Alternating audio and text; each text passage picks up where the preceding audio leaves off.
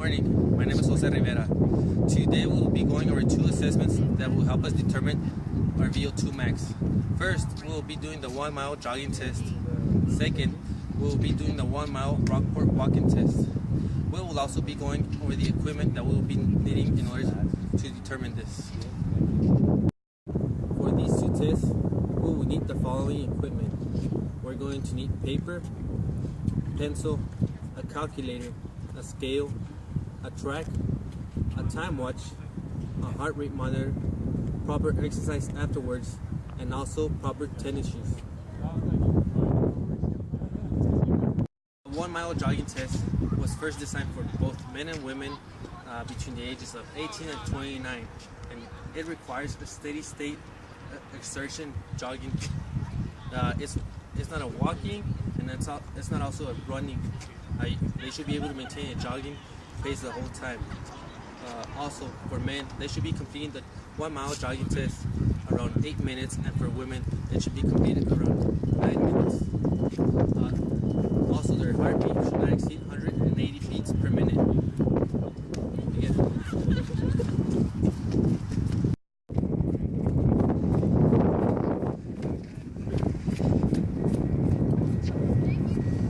Has completed the 1 mile jogging test. I'm going to be instructing my client to go ahead and take her heart rate. In order to check her heart rate, you're going to get your both fingers, you're going to place them over your wrist, and you're going to check for the pulse. If you can't check for any pulse or anything, you're going to go ahead and instruct your client to place her 2 fingers above her carotid artery, and after that, you're going to count for 15 seconds. And after you get your heart rate count, you're going to multiply the heart rate count times 4, and that's how you're going to get your total heart rate. Has completed her 1 mile jogging test. She will be performing the 1 mile Rockport walking test. The 1 mile walking test requires my client to go ahead and perform an entire mile at a fast pace walking. At this time, she will go ahead and get on the starting position and begin at this time. Go.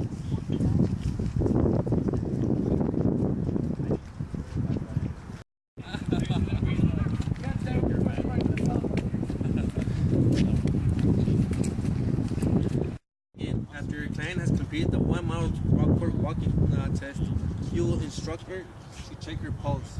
She's going to get both fingers and place them over her wrist, and if she doesn't feel any pulse, she's going to get those 2 fingers and put them over the carotid artery, and she's going to count for 15 seconds. After those 15 seconds, she's going to get that total number, and she's going to multiply it times 4, which is going to determine her total heart rate. At this time, I will be going over the 2 equations that will help us determine our VO2 max. First, I will be going over the 1 mile jogging equation. Then second, I will be going over the 1 mile walking equation. For the 1 mile jogging test, to calculate an individual's VO2 max, you will first need to multiply 0.1636 by the subject's weight in kilograms. Second, you will multiply 1.438 by the subject's time in minutes. Third, you will multiply 0.19828 by the subject's heart rate. And last, you will multiply 8.344 by 1 if it's a male, and if it's a female, you're going to multiply it by 0.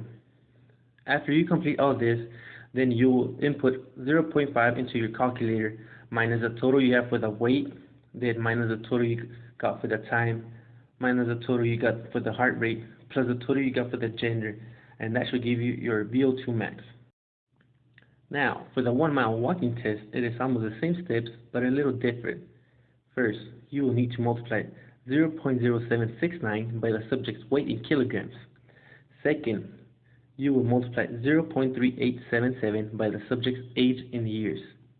Third, you will multiply 6.315 by 1 if it is for males, or by 0 if it is for females. Then, you will multiply 3.2649 by the time in minutes, and last, you multiply 0.1565 by the heart rate.